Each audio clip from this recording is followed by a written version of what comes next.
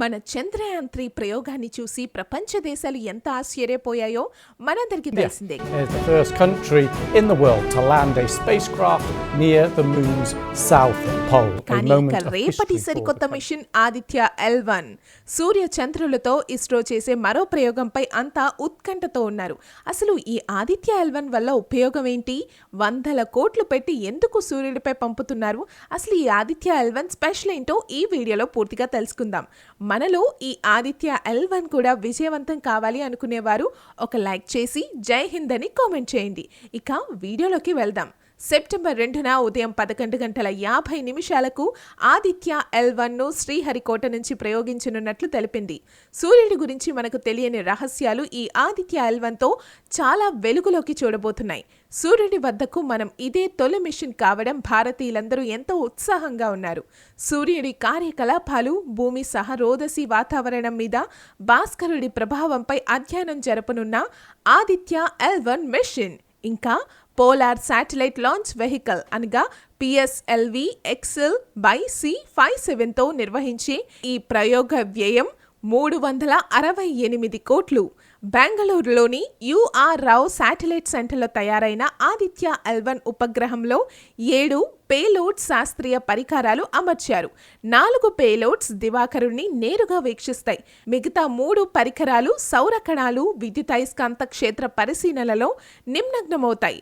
సూర్యుడి పొరలైన photosphere, chromosphere, కరోనల్లను payloads పరిశీలిస్తాయి.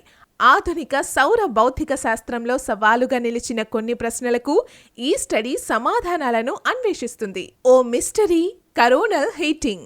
Monday పొయ్యి నుండి మనం దూరంగా వెళ్లే కొద్దీ దేహానికి తగిలే వేడి సెగ తగ్గుతుంది. కానీ సూర్యుడెవ్వరంలో ఇది తేడా కొడుతుంది. మనకు కనిపించే సూర్యుడి ఉపరితలం పొర పేరు ఫోటోస్పియర్. కరోనా అనేది అత్యంత వేడితో కూడిన సౌర ధూళి కణాలతో అంటే ప్లాస్మా నిండి ఉండే సూర్యుడి అతి బాహ్య పొర.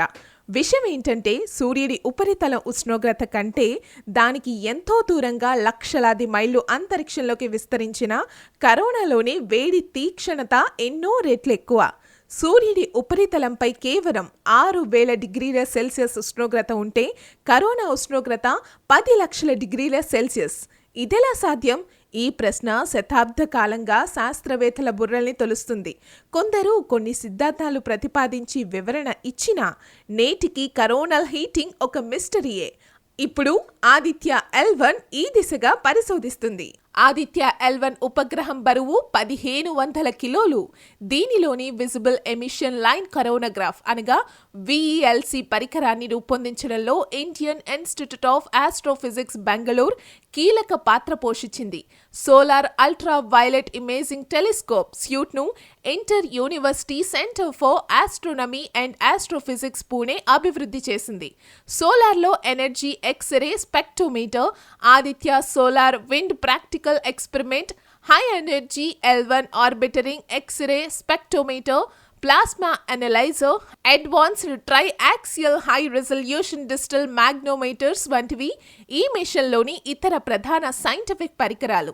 L1 అనేది అంతరిక్షంలో సూర్యుడు భూమి వ్యవస్థలో ఉండే ఒక లంగ్రాజ్ పాయింట్. జోసెఫ్ లూయిస్ లంగ్రాజ్ ఇటలీలో జన్మించిన ఫ్రెంచ్ భౌతిక, ఖగోళ, గణిత శాస్త్రవేత్త. ఆయన స్మారకార్థం పెట్టిన పేర్లే ఈ లంగ్రాజియన్ పాయింట్స్. లంగ్రాజియన్ 1 అంటే L1 భూమికి 15 లక్షల కిలోమీటర్ల దూరంలో ఉన్న బిందువు. ఎప్పుడైనా గ్రహణాలు సంభవించినప్పుడు సూర్యుడు కనిపించడు. అలాంటి అవరోధాలతో సంబంధం లేకుండా సూర్యుడిని ఒక ఉపగ్రహం నిరంతరం పరిశీలించే అవకాశమున్న వ్యూహాత్మక ప్రదేశమే ఈ లంగ్రాజ్ పాయింట్ 1. ఈ L1 బిందువు చుట్టూ గల వృత్తాకార హోలో కక్షలో ఉపగ్రహాన్ని ప్రవేశపెడతారు. అంటే అది ఉపగ్రహం సదా రవిని గాంచు చోటు. సూర్యుడు దాని చుట్టూ తిరిగే భూమి. భారీ ద్రవ్యరాశులు గల 2 ఖగోళ వస్తువులనే సంగతి తెలిసిందే. లంగ్రాజ్ బిందువుల వద్ద సూర్యుడు, భూమి గురుత్వ బలాలు పరస్పరం సమానమవుతాయి. అంటే ఈ పాయింట్స్ వద్ద తటస్థ స్థితి ఏర్పడుతుంది. సూర్యుడు భూమి చుట్టూ సాపేక్షంగా స్థిర దూరంలో పరిభ్రమించడానికి ఉపగ్రహాలకు అది మంచి సానుకూల ప్రదేశం. అందుకే లంగ్రాజ్ పాయింట్స్ మన ఉపగ్రహాలకు బ్రహ్మాండమైన పార్కింగ్ స్థలాలు. ఈ లొకేషన్లలో కక్ష దిద్దుబాట్లు పెద్దగా చేయనక్కర్లేదు. ఉపగ్రహాలు నిర్ణీత కక్షలో నిశ్చింతంగా స్థిరత్వంతో ఉంటాయి.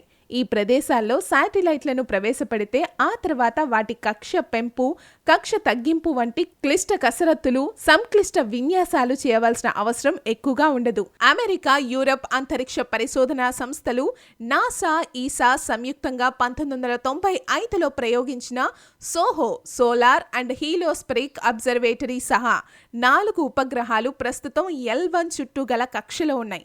తాజాగా ఆదిత్య L1తో పాటు సమీప భవిష్యత్తులో విదేశాలకు చెందిన మరో 4 వ్యోమ నౌకలు ఈ కక్షలో ప్రవేశించనున్నాయి.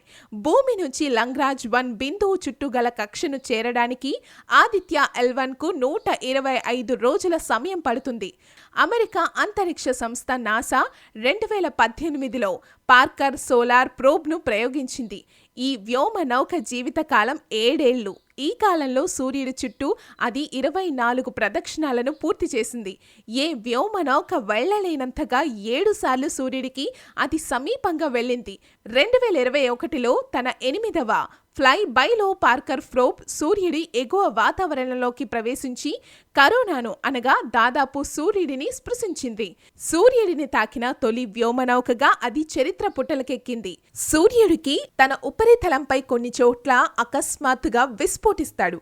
అప్పుడు ఆయా ప్రాంతాల నుంచి ఒక్కసారిగా హెచ్చు మొత్తంలో విద్యుదయస్కాంత వికిరణం మొదలవుతుంది. ఇవే సోలార్ ఫ్లేయర్స్. ఈ జాజ్వల్యమాన దగదగలు సూర్యుడిపై ప్రకాశవంతంగా గోచరిస్తాయి. సోలార్ ఫ్లేర్ ప్రక్రియ కొన్ని నిమిషాల నుంచి కొన్ని గంటల పాటు కొనసాగవచ్చు. తీవ్రత ఆధారంగా solar ఫ్లేయర్స్ను X, M, C, B, A అంటూ అవరోహణ క్రమంలో 5 రకాలుగా వర్గీకరించారు. వీటిలో X రకం సోలార్ ఫ్లేయర్స్ మహాశక్తివంతం. బలహీనపు A, B సోలార్ ఫ్లేయర్స్ ప్రభావం భూమిపై స్వల్పం. X టైపు సోలార్ ఫ్లేయర్ మాత్రం భూమికి హానికరం. 1989లో భూమిని తాకిన ఓ కరోనల్ మాస్ ఎజెక్షన్ వల్ల కెనడాలోని క్యూబెక్ ప్రావిన్స్ అంతటా కూడా 12 గంటల పాటు విద్యుత్ వ్యవస్థ కుప్పకూలింది. Solar flares coronal mass ejection వేళలో ఆవేశిత శక్తి కణాలు అతి వేగంగా ప్రయాణిస్తాయి. ఉపగ్రహాలు, అంతర్జాతీయ అంతరిక్ష కేంద్రంలోని వ్యోమగాములపై సౌర తుఫాన్లు దుష్ప్రభావం చూపుతాయి. ఆ సమయాల్లో సౌర తుఫాన్ గండం గడిచేదాకా ఉపగ్రహాల్ని స్విచ్ ఆఫ్ చేస్తారు. ఇక వ్యోమగాములు ISS వెలుపలి కార్యక్రమాలలో పాల్గొనకుండా కేంద్రంలోని సురక్షిత స్థానాల్లోకి వెళ్లిపోతారు.